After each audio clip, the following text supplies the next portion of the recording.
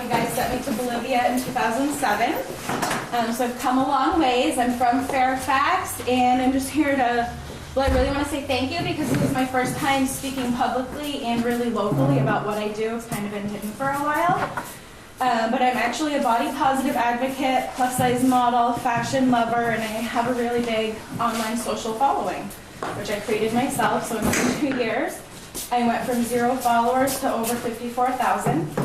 And each day I'm inspiring and empowering women, girls to take charge, break out of their comfort zones, find their style, and just really show their personalities and be who they are. So like I said, I'm a little nervous. This is my first time speaking. And with inspiration always comes people who are jealous or they don't agree with what you're doing. So I also every day deal with trolls or haters and bullies. And with that, I kind of just let it go over my head because I know that usually when people are bullying, it's coming from their own insecurities, their own life experiences. So I'm helping women to take charge of their lives, but also kind of coaching them to handle their own online bullies so that they don't get sucked up into it and let it take over, because that happens really easily, especially in schools. So it's really important for me because in 2018, young girls are really going online searching for help. They're not going to their parents. They're not going to guidance counselors. So I think it's really imperative to have positive online role models for these girls to look for. So each day I remind my following, girls, men, women, that they're worthy, they're valuable, and that no matter what your appearance is, you can live life, you can do things. So that's a big one for me because when I was younger, I was always bullied because of my arms. So I would spend all of my summers hiding them and sweating to death. So I've recently worked with a company in LA, and I have a little segment that's coming out about that, which will probably be on my website within the next month or so. I'm a little nervous, so we're doing good. So like I was saying, it inspires, empowers, and it also creates controversy to see marginalized bodies like mine breaking fashion rules that were created by society and media. I know that when I was younger, I would have never thought I could wear something like this. This is a jumpsuit. But you know what, I can, you could, anybody can. And really as a whole, bodies like mine are looked down upon, frowned upon. Fat people can't live their life. Fat people can't wear certain things.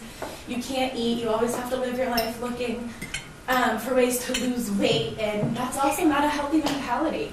That becomes unhealthy when you're constantly tracking how many steps you did or didn't walk, how many calories you ate or didn't eat, how long you were at the gym. And that consumes a lot of your time. And I'm not saying you shouldn't do that, but I'm saying you just shouldn't fully consume yourself into it and remind yourself that it's okay to be who you are. So I think that as long as people are happy, then those are their decisions to make. So if I'm living my life, you have no place to tell me that I should be at the gym every day for 2 hours. And with that, I just want to ask, and I'm not asking you to raise your hands or answer, but just think about this internally. Have you ever looked at someone and judged them and thought, oh, they shouldn't be wearing that? Probably a lot of people have, and that's really common. So I just want you to ask yourself, why? Why are you thinking that? Where did that even come from? Who do you think you are to say what someone can and can't wear, what they should or shouldn't be doing? Usually those are things within us that were created, they're driven into us when we're young, and we grow up, living under these standards. So just trying to break those and help young girls and women who have hidden their whole lives to really embrace themselves.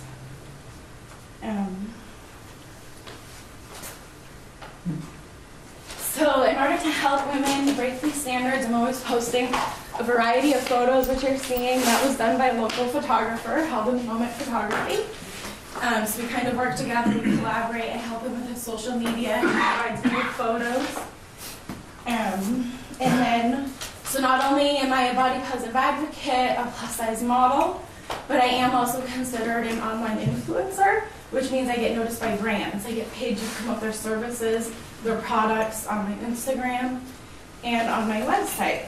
So expressing my style and personality and passion for self-love. I've been given opportunities. I've been flown to New York City to model, and so far twice this year I've been flown to LA for modeling, and I actually just got back yesterday. So I'm already impatiently waiting for those results, as always. Good job. And that's from a shoot that I did in January in LA with a company who I signed a contract with them, so I have a short-term contract, so I'll be going out a little bit more and possibly doing a little bit of my own designing. Oh my God. So I think that this is just something that's a passion to me. I think women, men, girls, teens, we all need this. Everybody's bodies are different. We're never all going to look the same. We're not going to fit into molds. And I think it's just really important to find yourself and embrace it. So we've got a few business cards up there, a couple of pins. Follow me online. We got Leah, and that's all I have, but I can answer some questions. So first, let me say thank you for your advocacy work. I think we need more positive role models in a culture that can often be very negative. And so I guess I'm just curious, what's the best piece of advice you've ever given someone, and what's the best piece of advice you've received? Okay, thank you. So let's see. The best piece of advice I've given, something personally, was up until 2 years ago, I would go to the beach in a one piece with men's shorts on over it. And then I recently discovered bikinis, and there was a photo from a body positive photo shoot I held, just so I can help women break into bikinis. So one thing I do to help coach women is try something new. So put on a bikini, and if you can't leave your house in it, watch TV in it. Or go to your mailbox. So that's something that I use often to help girls break into new things. And then advice that I've been given is to, when you're getting taken down by trolls online, is to never let it get to you, is just to always blow it over, because like I said earlier, they're always coming from their own insecurities, and it's really easy to feed into their hate. So it's important just to not. So I'm gonna, I'll just say I think this is fantastic what you're doing. I've always been bullied all my life. I've always been heavy. I recently lost over 100 pounds, which I feel better. It was health-wise more than anything else. But good for you to stand up for the kids that are getting bullied of all different shapes and sizes, and you definitely need something like that. So, and one thing I just want to add in there is, a lot of times when I'm getting bullied online, it's from, a straight-sized person, and I always reply, who are you to say that? Did you know that you can't tell from my photo that I actually do exercise?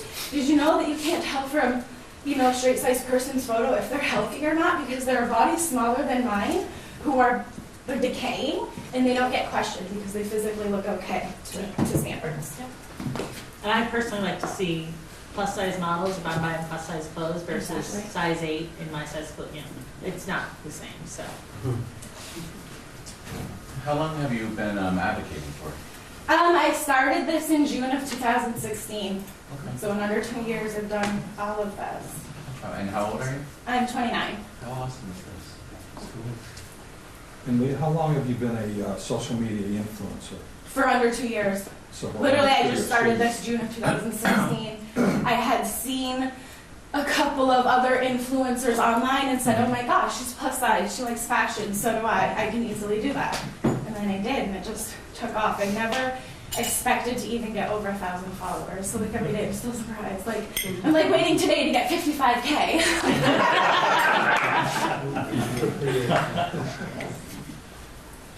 Leah, do you have anyone that you're working with as a representative or an agent to help you negotiate modeling contracts or appearances, things like that? I have a friend who's from Vermont. She lives in LA. She works with casting and directing. She kind of just reads over my contracts to make sure I'm not getting into anything too crazy. But at this point, I'm kind of just picking through them with a comb, oh, what's this and that, and right now I'm trying to negotiate a little something with the brand that I just signed with, so I can work with another company at the same time. Got a business card, Jesse? Yes, you might have those services. It's not my line of work. Voluptuous Jesse. But I would recommend, you know, at some point, it would be useful maybe to consult with an attorney who does that type of work, just to get an idea of what you should look for or look out for in Right. some of the contracts that you're going to be seeing. In particular, you know, who has control over your images, because those sorts of things can come back to bite you later on. Right. So I would encourage you to seek that out when you have the resources to do so. Okay, thank you. I will. And so I've been very excited, as I was sharing with you before, to see plus-size models on Target, on television, and in magazines, and that sort of thing, because many of the women and men in my family have been larger folk. And I was, 300 pounds. I will tell you that I'm treated differently 25 years later and 125 pounds lower than I was when I weighed 300 pounds. Absolutely. Very differently. I was still successful, but I could tell I was treated differently. And then it's important, having been a high school principal, watching students not only be bullied, but also just suffer. And then when we don't accept that body image, and we don't accept how God's made us, which is how the language I would use, then we end up with anorexia and bulimia and all of these disorders that kill young people and older people as well. So Right. kudos to you. Thank you. Now, would you mind switching direction a little bit and telling us about the trip that you took to Bolivia? I recall when that happened. I'll give a few of the details, but most of us here probably don't. I'm sure, actually I've been saying lately that that trip to Bolivia, part of what I'm doing stemmed from that. Just because when I was there, they do want you, they've got a certain body image there and it's curves in the right places, but not too big. So while I was there, I was called fat every day, gorda, gringo gorda. So that's when the word fat for me just, no meaning.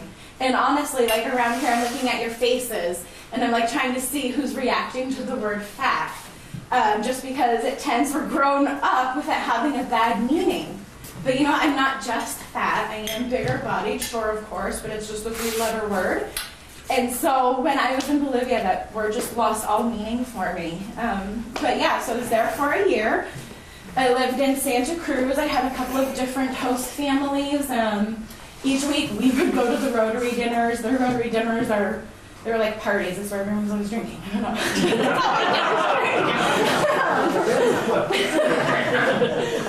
But yeah, and the Rotary Club there was amazing. They sent us on trips to go outside into the country, so we'd go out into their farms and be there for the weekend. They had sent us on a trip around the entire country. Yeah, so that trip to Bolivia, honestly, it really changed me. It helped me learn a lot in my life, to be a bit more open and really adapt a lot easier to things.